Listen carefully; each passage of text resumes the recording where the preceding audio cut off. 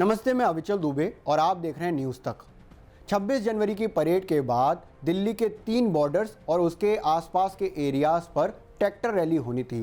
ये tractor rally होनी थी, उसके लिए एक रूट प्लान डिसाइड हुआ था किसानों और दिल्ली पुलिस के बीच में। लेकिन 26 जनवरी को 12 बजे के बाद जिस तरह से ये जो रैली है या ये जो हुड़दंग है वो दिल्ली के अंदर देखा गया, खासकर आईटीओ पर और लाल किले पर, उसने पूरे देश में ये एक मैसेज दिया है कि क्या आंदोलन अब किसी खराब स्थिति में पहुंच गया है। क्योंकि जो पूरे देश ने देखा उसमें देखा कि लाल किले पर किस तरह से हुड़दंग मचाया गया, शक्ति प्रदर्शन के नाम पर जो उपद्रव हुआ उसको भी देखा और किस तरह से झंडे फहराए गए। तो 26 जनवरी पर लाल किले पर हुए इस हुड़दंग, इस हंगामे के बाद अब ये संशय जताया जा रहा है, ये आशंका जताई जा रही है कि जो स्थितियां बन रही हैं, क्या उसको देखते हुए किसान आंदोलन अब खत्म हो सकता है या उसकी जो स्थिति है बहुत ख़राब हो सकती है या धीमी रफ्तार पड़ गई है। उसके 3-4 कारण हैं जिस पर तेज़ी से चर्चा हो रही है। पहला जो कारण है वो ये बताया जा रहा है कि कुछ किसान संगठन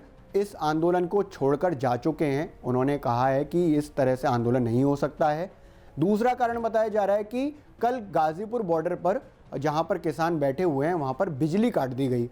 तीसरा कारण बताया जा रहा है कि किसान नेताओं पर एफआईआर दर्ज हो गई हैं, तो अब वो इसमें फंसे रहेंगे और इसके बाद उनके लिए मुश्किल हो जाएगा किसान आंदोलन को आगे ड्राइव करना। चौथा एक बड़ा कारण बताया जा रहा है कि जो 1 फरवरी को संसद मार्च किसानों को करना था वो उन्होंने टाल दिया है। ये 4 कारण जिसको लेकर चर्चा हो रही है कहीं किसान आंदोलन अब खत्म तो नहीं हो जाएगा, इसको मैं आपको अच्छे से समझाता हूँ। पहला कारण जो बताया वो ये बताया कि कुछ किसान संगठन इस किसान आंदोलन से अलग हो चुके हैं। पहला किसान संगठन है वो है मजदूर किसान यूनियन। इसके जो अध्यक्ष हैं वीएम सिंह, उन्होंने साफ कहा है कि इस तरह से किसान आंदोलन को आगे नहीं ले जाया जा सकता। ये जो घटना हुई है वो काफ़ी ख़राब है। इसके साथ ही उन्होंने ये भी आरोप लगाया कि राकेश टिकैत ने या उनके और साथियों ने रूट फॉलो करने के लिए नहीं कहा, उन्होंने दूसरा रूट फॉलो करने के लिए दबाव बनाया, इस वजह से ये घटना हुई।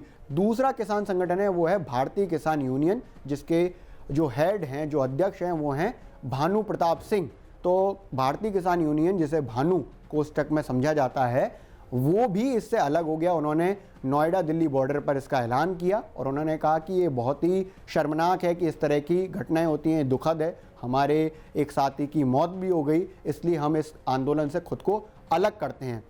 हालांकि इसके साथ में ये पक्ष भी बताया जा रहा है कि इन दोनों ही संगठनों को संयुक्त किसान मोर्चा का समर्थन नहीं था, वो इनके साथ नहीं काम कर रहे थे और साथ ही जो बैठक होती थी सरकार से किसानों की, उसमें ये संगठन नहीं जाते थे। तो लोगों के बीच में जो मैसेज जा रहा है वो सबसे ज़्यादा यही जा रहा है कि क्या किसान आंदोलन में किसान संगठनों के बीच में ही फूट पड़ गई है। क्योंकि जिस तरह से किसान संगठनों ने खुद को अलग कर लिया, 2 किसान संगठन ने, उससे लोगों के बीच में ये मैसेज जा रहा है कि किसान आंदोलन के जो संगठन हैं आपस में उनमें फूट पड़ चुकी है। हालांकि उनको ये नहीं पता है कि ये संयुक्त किसान मोर्चा का हिस्सा नहीं थे या फिर क्या कहते हैं वो बैठक में नहीं जा रहे थे। लोगों के बीच में जो परसेप्शन बन रहा है वो यही है कि लोग अब पीछे हट रहे हैं, उनकी ज़मीन खिसक रही है।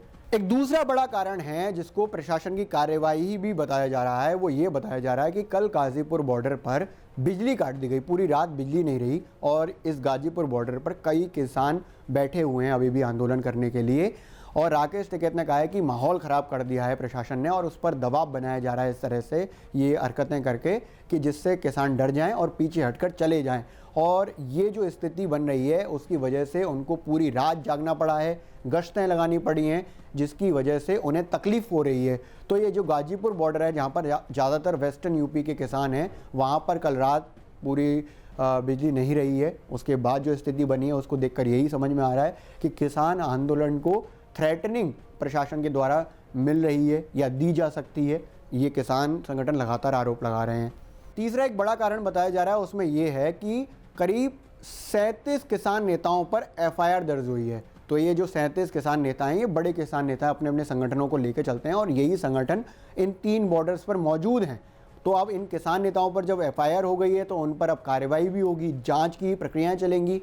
तो ये जब इस सब में फंस जाएंगी तो किसान आंदोलन को आगे ड्राइव करना मुश्किल हो जाता है। दिल्ली पुलिस ने जो एफआईआर दर्ज करी है उसमें जो मुख्य मामले हैं उसमें हिंसा, तोड़फोड़ और नियम तोड़ने के आरोप हैं। ज़्यादातर जो एफआईआर हैं वो इन्हीं धाराओं में दर्ज करी गई हैं। इसके अलावा दिल्ली पुलिस ने 200 लोगों को जो अरेस्ट किया है उसमें वो कनेक्शंस ढूंढ रहे हैं कि वायलेंस में किसका किस तरह से हाथ है, क्योंकि जो ITO पर, लाल किले पर या दिल्ली के दूसरे इलाकों में वायलेंस हुआ, अब दिल्ली पुलिस उस पर सख्ती से कार्रवाई करने जा रही है।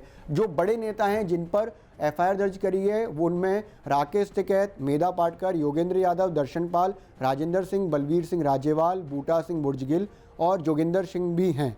पुलिस सोशल मीडिया से भी इस तरह की चीज़ें हम आगे ना भड़कें या अफवाह ना फैले, इस पर भी काम कर रही है। इसलिए उन्होंने ट्विटर से 550 अकाउंट को सस्पेंड करवा दिया है। जो चौथा बड़ा कारण बताया जा रहा है कि आंदोलन खत्म होने की जो संशय, जो आशंका बन पड़ी है, उसका बड़ा कारण है कि 1 फरवरी को बजट के दिन जो किसान संसद घेराव की या संसद मार्च की बात कर रहे थे और वो उसको टाल दिया गया है। उनका ये कहना है कि 26 जनवरी को जिस तरह की घटना हुई उससे वो भी सहमत नहीं है। संयुक्त किसान मोर्चा लगातार इस बात को कहता रहा है कि जिन प्रदर्शनकारियों ने ये काम किया है, चाहे वो ITO पे किया हो, चाहे लाल किले पे किया हो, उनका उनसे कोई संबंध नहीं है। वो अलग से आए हैं और उनकी ये जो घटना है, जो कार्रवाई है, वो दुखद है और चिंताजनक और शर्मनाक है। तो अगर इस तरह की चीज़ें हो रही हैं जिसमें जो आगे के प्रोग्राम्स हैं, बड़े प्रोग्राम्स हैं, बड़े इवेंट्स हैं जो किसान सरकार पर दबाव बनाने के लिए बना रहे थे, वो उनको रद्द करने पड़ेंगे, तो किसान जो हैं वो बैकफुट पर चले जाएंगे। तो इन कारणों को देखते हुए समझ में आ रहा है कि बीते 2 महीने से जो किसान आंदोलन बहुत तेज़ी से चल रहा था, जिसमें लगातार ये बताया जा रहा था कि किसान बिल्कुल साफ ये बात कह रहे हैं कि उन्हें तीनों कृषि कानूनों की वापसी से कम कुछ भी नहीं चाहिए। वहीं सरकार इस बात पर अड़ गई थी कि कहीं संशोधन से समाधान का रास्ता निकाल लिया जाए या कानूनों को होल्ड पर डाल दिया जाए 1.5 साल के लिए, लेकिन फिर भी किसान नहीं माने। वो साफ कह रहे थे कि कृषि कानूनों की वापसी होनी चाहिए, MSP पर कानून आना चाहिए, ये साफ था। लेकिन अब जो स्थिति बनी है उसमें ये बना है कि किसान संगठन, किसान नेता और जो प्रदर्शनकारी हैं वो बैकफुट पर दिख रहे हैं।